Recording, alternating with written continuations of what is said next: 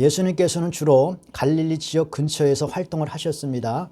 어느 날 갈릴리 바다를 건너서 이방인의 지역으로 가시기 위하여 배를 타고 갈릴리 바다를 지나가시는데 그때 광풍이 불어왔습니다. 광풍이 불어서 제자들이 아이고 우리가 죽게 생겼구나 라고 아우성을 칠 때 예수님께서 바람과 바다를 꾸짖으시니 바람과 바다가 잔잔해졌다라고 기록되어 있습니다. 그렇게 해서 광풍을 뚫고 바다를 건너서 이방인 지역이었던 거라사 지역을 갔는데 가자마자 더러운 귀신들, 성경에서는 군대 귀신 들렸다라고 말하는 그 귀신 들린 사람이 곧 달려와서 예수님의 발 앞에 엎드렸다라고 기록되어 있죠.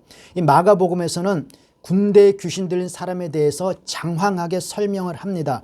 이 사람은 데가볼리 지역, 거라사 지방에 거주하고 있었다라고 말을 하고 있는데 이 데가볼리는 데카폴리스, 10개의 도시라는 뜻입니다. 로마가 유대인을 점령하고 나서 소위 말하는 계획 도시를 만든 것이죠.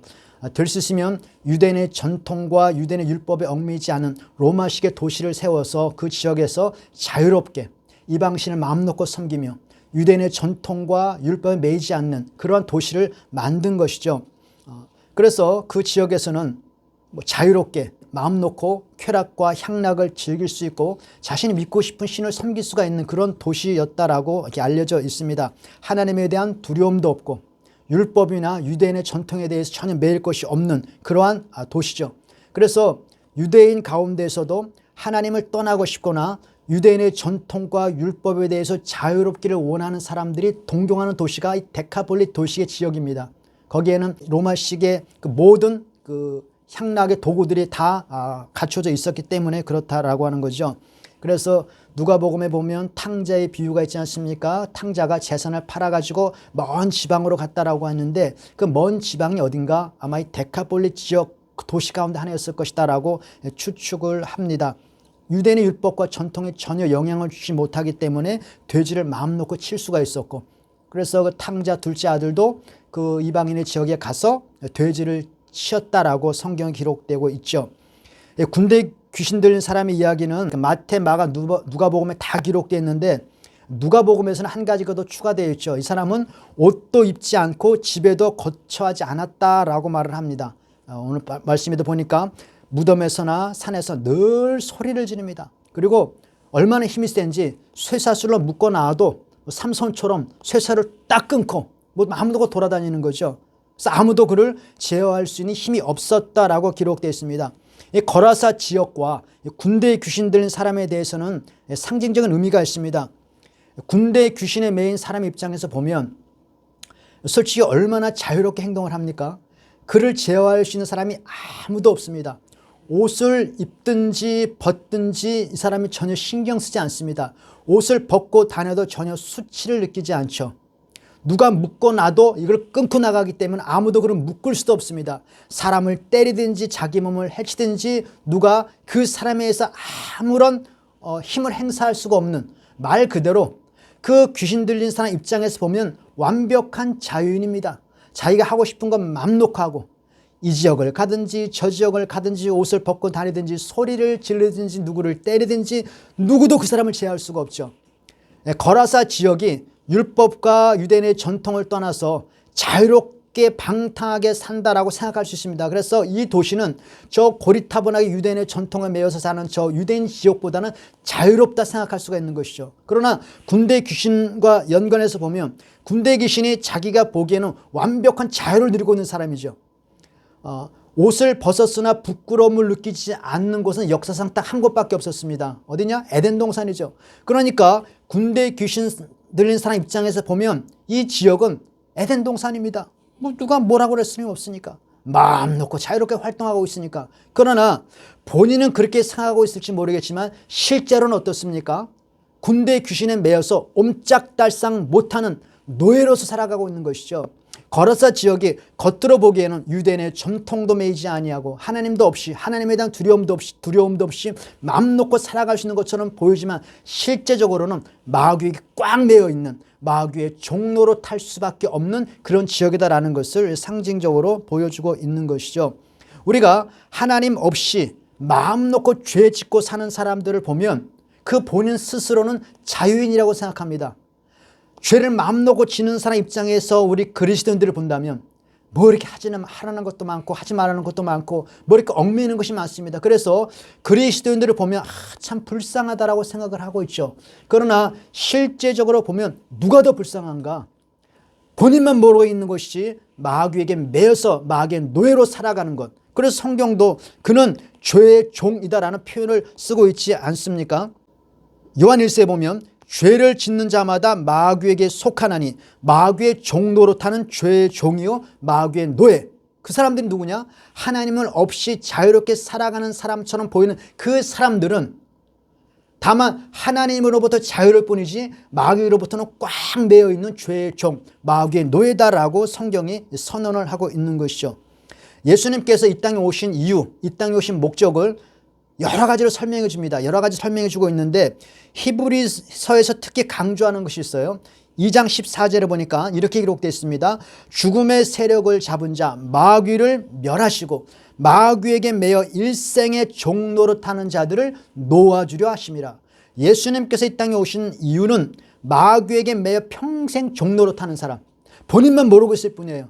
그러나 예수님의 보기에는 마귀에게 매여서 일생의 종로로 타고 살아가는 사람들입니다. 그 사람들에게 마귀로부터 해방시켜 주시기 위하여 이 땅에 오셨다라고 말하는 거죠. 이방인의 지역에 예수님께서 왜 들어가셨는가? 그 지역에서 마귀의 노예로 살아가고 있는 그 사람들을 마귀로부터 해방시켜 주시기 위해서 그 지역에 침투해 들어가신 것이죠. 그래서 들어가기 전에 이미 군대 귀신 들린 사람에게 귀신을 향하여 나오라라고 명하니까 그 귀신이 예수님 앞에 나와서 엎드린 것이죠. 그것을 성경이 말을 해주고 있습니다. 마귀가 예수님께서 이 땅에 오신 이유를 너무나 잘 알고 있습니다. 마가복음 1장 24절에 보니까 이렇게 마귀가 얘기합니다. 나사란 예수여, 당신과 우리가 무슨 상관이 있나이까? 우리를 멸하러 오셨나이까? 맞습니다. 멸하러 오셨습니다. 그러니까 마귀가 제발 우리 좀 괴롭히지 말아달라고 예수님에게 간청을 하는 것이죠. 근데 거라사 지역은 예수님께서 여러 곳에 가서 귀신을 내어 쫓는 사역을 많이 하셨지만 거라사 지역에서 귀신 쫓는 사역은 조금 특이합니다. 뭐가 특이하냐면 예수님께서는 귀신을 쫓아내실 때 귀신이 이런저런 말을 많이 합니다. 그러면 예수님께서 그 말하는 것을 허락하지 않았어요. 잠잠하라 라고 말씀하시면서 귀신을 쫓아내셨거든요. 근데 거라사 지역은 마귀가 떠드는 대로 그냥 내버려 둔단 말이죠. 뿐만 아니라 마귀에게 질문도 합니다. 너 누구냐 하고 여기만 나와요. 뿐만 아니라 마귀가 우리를 괴롭히지 말고 나를 저 돼지떼에 들어가게 하십시오라고 예수님에게 간구를 합니다. 간구를 하는데 예수님께서 특이하게 그 마귀의 간구를 허락하십니다. 그것이 참 특이해요. 마귀의 간구하는 것을 예수님께서 허락하셨다. 그래서 그 군대 귀신들이 돼지에 들어가서 돼지떼 2,000마리가 바다로 몰살하는 것이죠. 근데 이것이 조금 이렇게 석연치가 않습니다. 이해가 안 돼요. 물론 이 돼지가 유대인의 입장에서 보면 아주 부정한 동물이긴 하지만 그 이방인에게서 돼지떼는 이거 제선 아닙니까? 물론 예수님께서 돼지떼를 몰살시킨 거 아닙니다. 그냥 돼지떼에 들어가라고 허락만 하셨지 그것을 몰살시킨 것은 마귀의 한 일이죠. 귀신의 한 일이죠. 그럼에도 불구하고 이것은 어쨌든 이방인들에게는 굉장히 중요한 재산인데 그 재산을 탕진하도록 예수님께서 허락하셨다는 것. 그것도 조금 이상하고, 그리고 예수님께서 그 지역의 마귀를 멸하러 들어가셨는데 만약 그 돼지떼가 몰살한다고 한다면 그 지역 사람들이 자신의 재산에 손실이 났기 때문에 예수님을 쫓아낼 것이다. 그 지역에서 몰아낼 것이다 라고 하는 것을 예수님이 몰랐을까? 당연히 알았을 것이란 말이죠. 그런데 왜 그것을 예수님께서 허락을 하셨을까? 이것이 조금 이해가 안 되고 석연치 않은 부분이 있는데, 제가 최근에 어느 교수님이 그 초대 교부였던 크리소스톰이라는 교부가 있습니다. 그러니까 AD 325년경에 활동했던 교부인데 그 크리소스톰이라고 하는 그 교부의 성경 이 부분에 관련된 성경 주해를 소개시켜 주었어요. 근데 그것이 굉장히 큰 감동을 받았습니다. 이 크리소스톰이라는 사람은 황금의 입이라는 별명을 가지고 있을 정도로 탁월한 설교가였고 성경 교사였습니다. 그런데 이 부분을 주의하는데 정말 기가 막히다라는 생각을 합니다. 이 부분을 어떻게 주의를 했냐면, 그러니까 마귀의 전략과 그 마귀의 전략을 되치게 하는 예수님의 전략으로 소개를 시켜준 거예요. 그러니까 마귀가 어떤 전략을 펼쳤냐면 예수님께서 마귀를 향하여 명령하셨기 때문에 마귀는 그 명령 앞에 순종을 해야 합니다. 예수님의 명령을 거역할 수가 없죠. 떠나가야 돼요. 그런데 최대한 이 지역에서 자신의 세력을 포기하고 싶지 않은 것이죠. 그래서 어떻게 전략을 세웠냐면 예수님에게 나로 하여금 돼지떼에 들어가게 하시옵소서라고 하는 간구를 통해서 내가 돼지떼에 들어가면 돼지떼를 바다에 몰살시켜서 이 지역 사람들의 경제의 손실을 안겨주는 것이죠. 이방인 지역, 하나님이 없는 사람들에게 있어서 가장 큰 우상은 재물이거든요. 그렇지 않습니까? 하나님 없이 사는 사람들에게 가장 중요한 것은 재물입니다. 근데 재물에 손상을 입었을 때 예수님이 그 지역에 머물 수 없다는 것을 마귀가 너무나 잘 알죠. 그래서 마귀가 전략을 세운 것입니다. 내가 비록 예수님에게 꾸심을 당해서 쫓겨난다 할지라도 이 지역에서 계속 자기 영향력을 미치게 할 수 있는 방법이 무엇일까?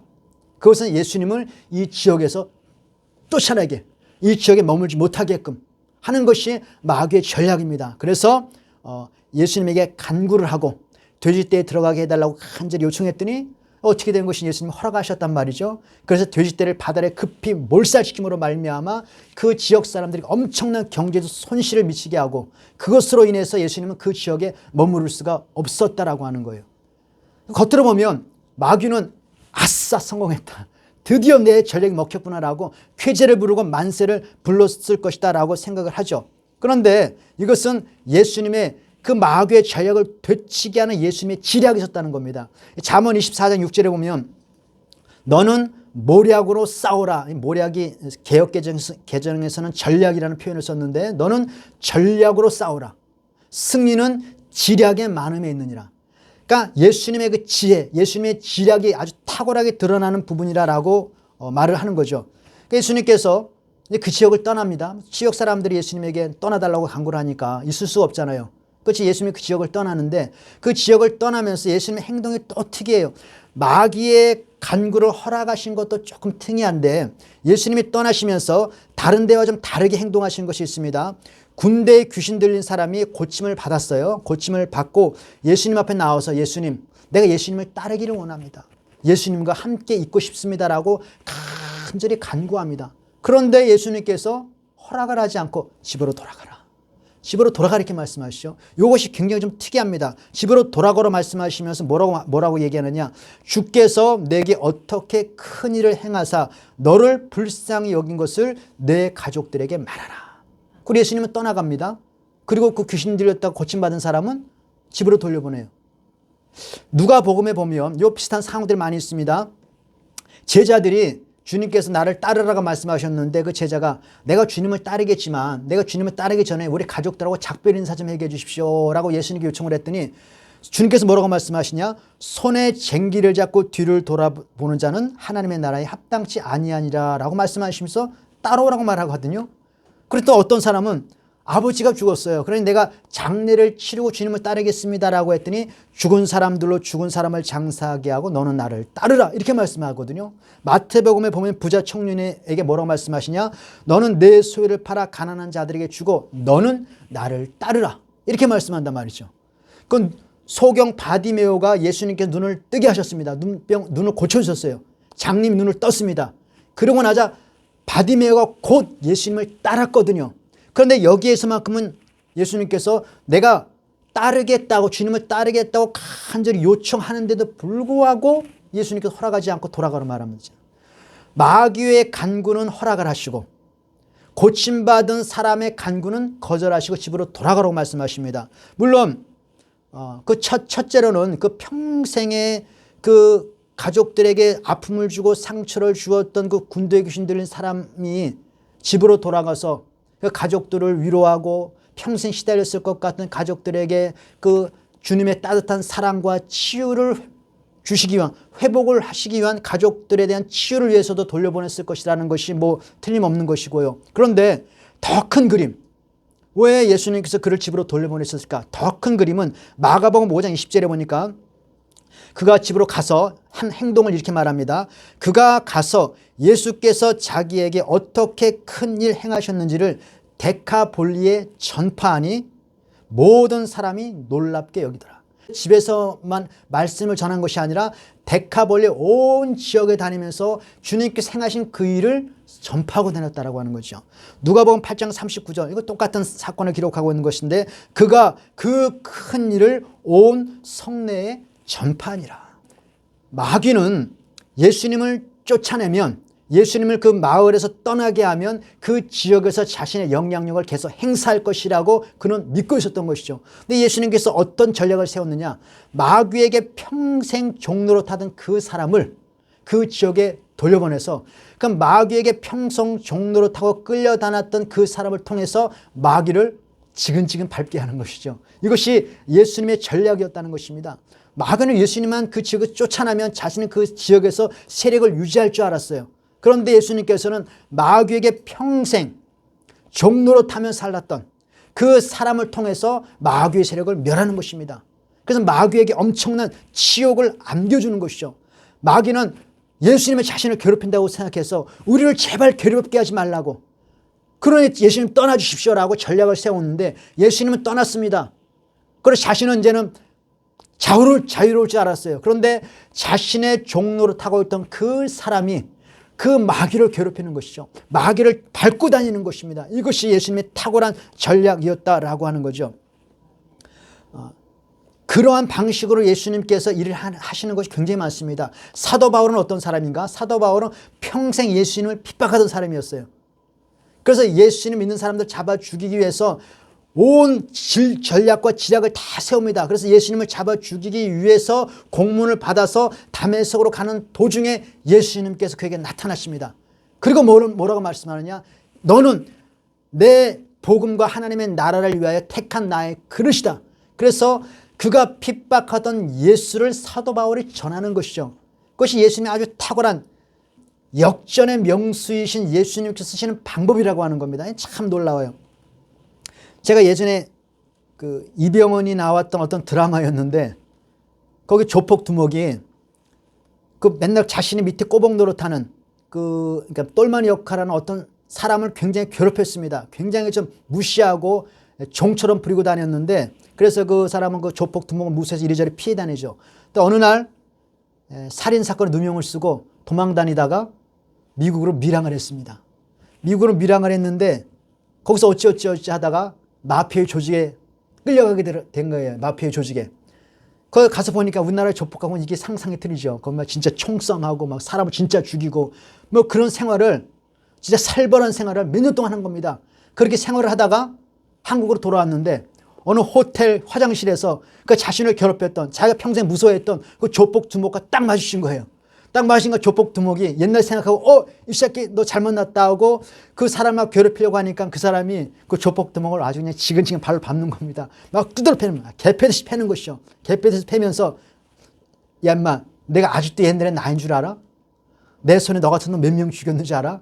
아 요걸 그냥 콱 하면서 똑바로 살아 시작하면서 그러고 가는 거죠. 그러니까 그 조폭 두목에게 엄청난 치욕을 안겨주는 겁니다. 그러니까 우리가 평생 마귀의 종로로 했던 그 사람을 하나님께서 회복시켜 주셔서 그 마귀의 적진으로 침투시켜 그 마귀의 세력을 밟아버리는 것입니다. 이것이 예수님의 탁월한 지략이죠. 그 지략을 오늘 우리에게 주님께서 활동하십니다. 하나님께서 우리를 구원시키시고 우리를 치유시키셔서 우리로 하여금 우리를 갖고 놀았던, 우리를 종삼았던 마귀를 우리가 밟고 다니도록 만드는 것입니다. 말라기 4장 2절에 보면 하나님께서 우리를 치유하시는 장면이 있습니다. 여호와를 경외하는 너희에게는 의로운 해가 떠올라서 치료하는 광선을 발할 것이다. 그래서 우리를 치유하십니다. 근데 치유하는 것으로 끝나지 아니하고 거기에 뭐라고 말씀하고 있냐면 너희가 악인을 밟을 것이니 나의 정한 날에 너의 그 악인들이 너의 발바닥 밑에 재와 같으리라. 무슨 말입니까? 밟고 다닌다는 거예요. 마귀를 지금 밟고 다닌다는 것이죠.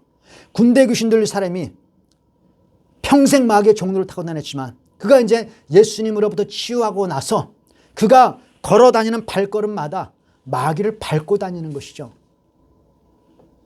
그 동네 사람들이 그 사람이 어떤 사람인지를 다 알았습니다. 그가 고침을 받고 멀쩡한 모습으로 돌아다니는 것 그 자체만으로도 하나님의 영광을 선포하는 일이거든요. 근데 거기에다가 내가 어찌 고침받았는가? 예수님이라고 하는 분이 계셨는데 그분이 나를 이렇게 고쳐주셨다라고 예수님의 영광을 선포할 때에 마귀는 그 지역에서 초토화되는 것이죠. 이것이 예수님의 전략이었다라고 하는 것입니다. 하나님께서 예수 그리스도를 통하여 우리를 구원하셨습니다. 우리를 치유하셨습니다. 우리를 마귀의 종로로 탄 데서 해방시켜 주셨습니다. 그것으로 끝나지 않습니다. 이제 우리의 모든 말과 행동과 행실이 마귀를 밟고 다니는, 지근지근 밟고 다니는 그의 삶이 되어진다는 것이죠.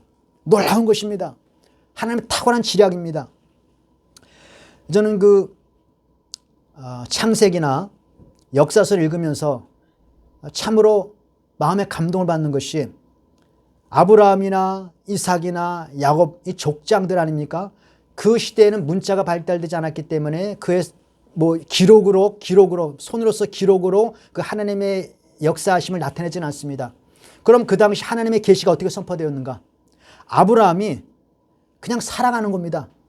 양치고 어느 지역에서 제단을 쌓고 또 어느 지역에서 하나님 앞에 영광을 돌리고 기도하고 예배드리고 사람들과 대화하고 밥 먹고 장사할 수 있으면 장사도 하고 그 모든 과정.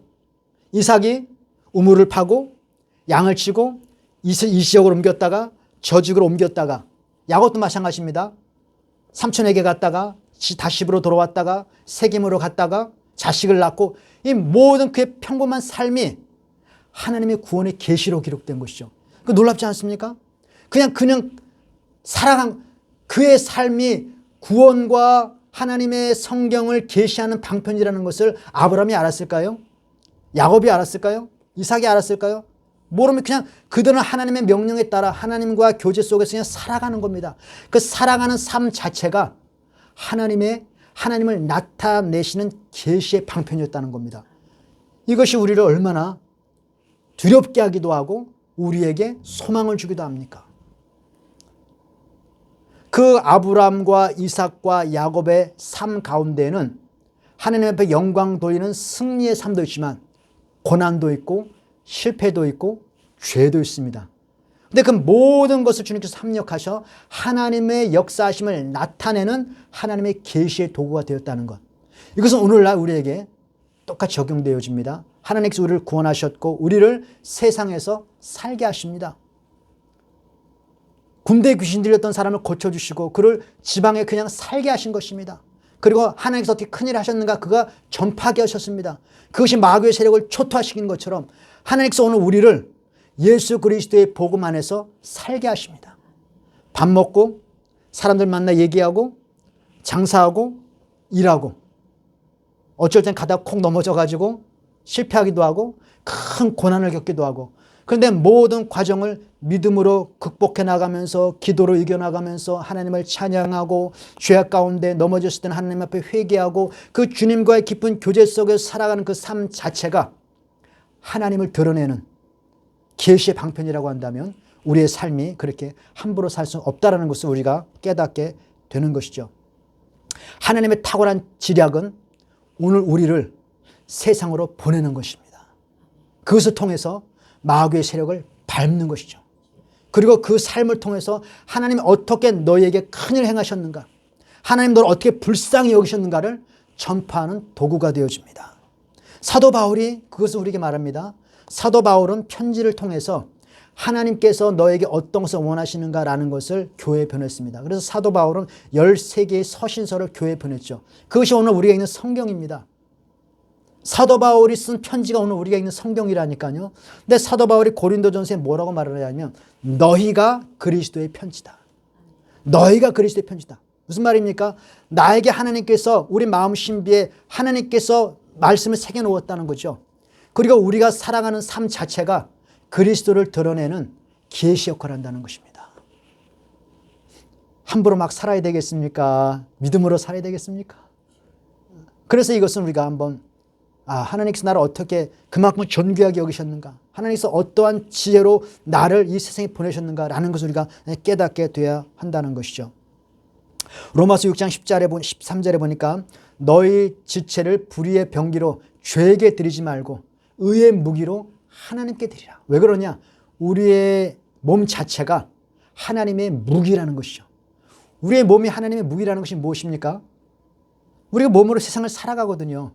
육신을 입고 세상을 살아가는 것입니다. 그것이 하나님의 의의 무기라는 것이죠. 그 무기가 오늘도 지금 사탄의 견고한 진들을 부수고 있습니다. 우리가 드리는 예배 별거 아닌 것 같죠. 그런데 우리가 드리는 예배가 이 세상에서 마귀의 견고한 진을 부실 수 있는 의의 무기라는 것입니다.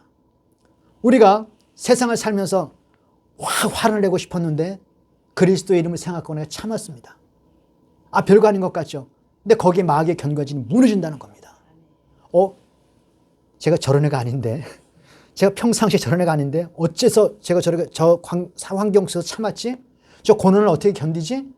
제 예수 믿더니 달라졌구나. 이것이 의의 무기라는 것입니다. 하나님의 지혜이죠. 이 전략과 전략의 싸움에서 마귀가 어떻게 예수님의 지략을 따르겠습니까? 지혜의 근본이신데. 그런데 전략과 전략의 싸움에 있어서 가장 클라이막스는 예수님의 십자가를 통해서 확연히 드러납니다. 마귀는 이 세상에서 예수님을 없애버리면 마귀의 세상이 유지될 것이라고 생각했습니다. 그래서 예수님을 죽인 것입니다. 죽이되 뒷말 없게 완벽하게 죽이는 방법이 무엇일까? 그것은 유대인들을 통해서 예수님을 죽이는데 십자가 못 박아버리는 것입니다. 왜 유대인들이 그렇게 예수님을 십자가 못 박아서 십자가 못 박아서 그렇게 외쳤는가? 죽이는 방법이 여러 가지가 있잖아요. 원래 신성 모독은 돌로 때려 죽여야 됩니다. 근데 돌로 때려 죽여야 되는데 굳이 십자가 못 박으라고 우겼단 말이죠. 왜 십자가 못 박았는가? 그러니까 예수님께서 자신을 그리스도라고 주장하고 다니니까, 메시아라고 주장하고 다니니까 저 뒷말 나오지 않게 아예 나무에 못 박아버린 겁니다. 왜냐하면 율법에 보면 나무에 달린 자마다 율법의 저주를 받은 사람이거든요. 나무에 달렸다는 것은 그 예수 그리스도 하나님께 저주를 받은 것입니다. 하나님께 저주를 받은 사람이 어떻게 하나님의 자녀가 될 수가 있으며 메시아가 될 수 있냔 말이죠. 그 뒷말을 없애기 위해서 십자가 못 박은 것입니다. 근데 성경은 말하기를 이 십자가가 세상 사람들의 미련해 보이시지만 하나님의 탁월한 지혜다라고 말합니다. 율법의 저주에서 우리를 해방시키기 위하여 주님께서는 나무에 친히 달렸다라고 말하고 있는 것이거든요. 예수님을 발가벗겨서 치욕스러운 죽음, 수치스러운 죽음을 나무에 매달았는데 성경에 뭐라고 말하고 있냐면 골로새서 2장 14절에 보니까 정사와 권세를 벗어버려 밝히 드러내시고 십자가로 승리하셨다. 밝히셨다는 말은 마귀를 발가벗겼다는 거거든요. 그러니까 마귀는 예수님을 발가벗겨서 치욕을 주었다라고 생각했는데 그 십자가는 오히려 마귀를 발가벗겨서 마귀가 엄청난 수치와 치욕을 안겨준 것이죠. 기가 막힌 역전입니다. 하나님의 지략입니다. 그래서 우리가 이 세상을 살아갈 때 예수님께서 십자가를 지고 나를 따르라고 말씀하지 않았습니까? 십자가는 하나님의 탁월한 지혜와 승리의 상징이기 때문에 우리가 십자가를 마음에 품고 십자가의 사랑, 십자가의 희생을 마음에 품고 이 세상을 걸어가는 것 자체가 마귀의 세력을 밟으면서 가라는 길이라는 것이죠. 이것은 우리에게 놀라운 은혜의 길이라고 하는 겁니다. 복음 안에서 유혹과 죄악을 극복하고 고난을 극복하고 십자가를 생각하면서 십자가를 바라보면서 묵묵히 희생의 삶을 살아가는 그 삶 자체는 마귀의 세력을 초토화시키는 하나님의 지혜요 능력입니다. 여러분 선교사님들이 선교 현장을 갈 때 가자마자 막 전도하는 거 아니거든요. 엄청난 준비와 기도와 믿음으로 준비를 하고 십자가의 정신으로 그 지역에 가서 뭐하냐? 밥 먹고 일하고 공부하고 기도하고 사람들 만나서 대화하고 그렇게 사는 겁니다. 그 삶 자체가 마귀의 신을 초토화시키는 것이죠. 물론 믿음 안에서 사는 삶입니다. 내 마음대로 사는 삶 아니죠. 믿음 안에서 사는 그 삶이 마귀의 신을 부실 수 있는 하나님의 무기다. 그것을 오늘 우리에게 주님께서 말씀해 주고 있습니다. 이 세상은 마귀에게 매여서 옴짝달싹 못하는 마귀의 견고한 진들이 사방에 있습니다. 하나님께서는 우리를 건지셔서 그 지역으로 보내십니다. 믿음으로 우리가 살면서 그 지역을 지근지근 밟고 다니는 것이죠. 그래서 마귀가 왜 우리를 괴롭히냐라고 울부짖는 그 현장들이 오늘 우리 가운데 펼쳐진 것입니다. 우리가 그 일을 하지 않으면 누가 그 일을 하겠습니까? 오늘 우리가 그 사명감을 가지고 이 세상을 사는 저 여러분 되어지길 바랍니다.